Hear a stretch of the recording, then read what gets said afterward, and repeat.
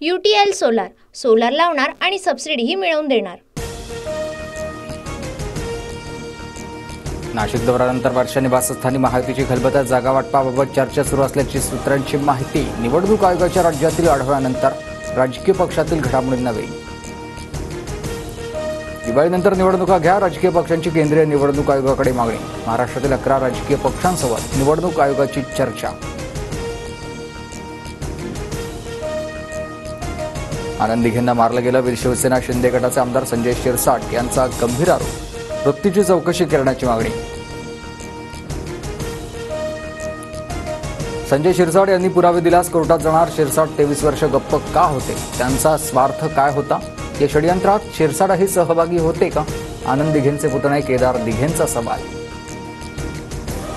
महिलांना सक्षम करण्यासाठी रोजगार द्या योजनेमुळे जानेवारीत पगार द्यायला सरकारी तिजोरीत पैसे राहणार नाही।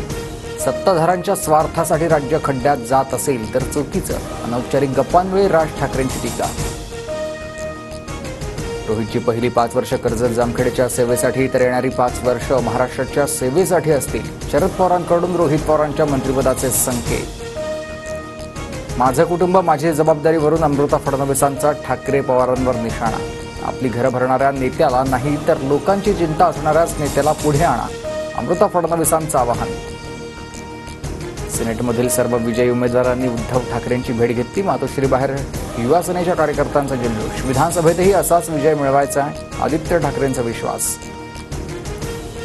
सोलापूरच्या एका रेशन दुकानामध्ये प्लास्टिक मिक्स तांदूळ, काँग्रेस खासदार प्रणिती शिंदेंचा आरोप। तर आरोप बिनबुडाचा, तांदूळ प्लास्टिकचा नव्हे तर फोर्टिफाईड। भाजप आमदार सचिन कल्याण शेट्टींचा दावा।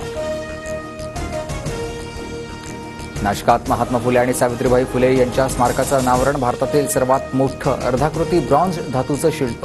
मुख्यमंत्री उपमुख्यमंत्र्यांसह मंत्री भुजबळांच्या उपस्थितीत लोकार्पण। पश्चिम रेल्वेवर आज रात्री 12 ते उद्या सकाळी 10 पर्यंत 10 तासांचा ब्लॉक। गोरेगाव कांदिवली स्थानकांदरम्यान 6व्या मार्गिकेचं काम सुरू। UTL सोलार, सोलार लावणार आणि सबसिडीही मिळवून देणार।